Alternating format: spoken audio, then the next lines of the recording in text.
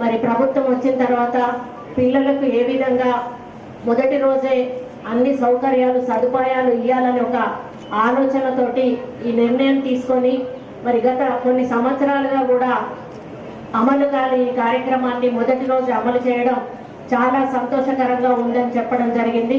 అది మా చేతుల మీదుగా జరగడం కూడా మాకు కూడా చాలా సంతోషంగా ఉంది.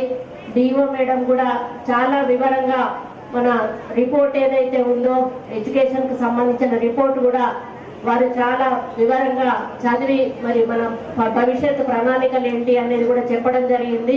మరి ప్రభుత్వ పాఠశాలలో అంటే ఒక చిన్న చూపు ఉంటుంది, కానీ ప్రభుత్వ పాఠశాలల నుంచి చాలా మంది చాలా ఎత్తుకు ఎదిగినటువంటి వాళ్ళు ఉన్నారు.